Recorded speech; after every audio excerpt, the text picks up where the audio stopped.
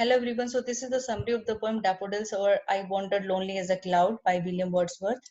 So these are some of the important points. This poem was written in 1802. This poem is based upon poet's real experience and observation. This poem shows poet's love for nature. So this is the text of the poem. So when the poem starts, poet says that he was wandering alone by the side of the lake, okay, and he compares himself with the cloud which floats in the sky over valleys and hills. Okay, so he was wandering by the side of the lake aimlessly without any purpose. Okay, and then he observed a huge crowd of golden daffodils. A host means a huge crowd of golden daffodils by the side of the lakes, which were growing under the trees, beneath the trees, under the trees, moving and dancing in the blowing wind. They were looking so beautiful and they were moving and dancing in the blowing wind.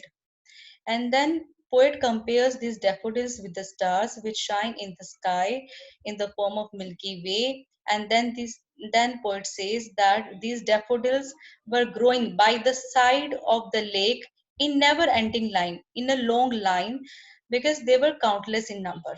They were countless in number. And never ending lines, they were countless in number. 10,000 saw I at a glance. Now he says that now he's guessing that uh, he happened to see around 10,000 of these daffodils moving their heads, as if they are dancing in joy. Sprightly means in joy, they were dancing.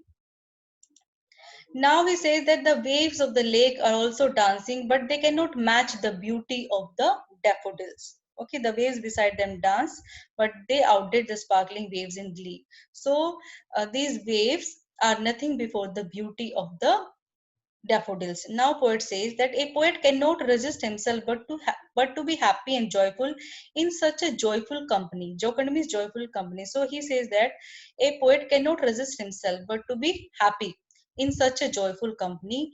And then he says he kept on looking at these daffodils for a long time, and he felt as if he had discovered a new treasure. So this experience is so valuable to him, as if he has found treasure.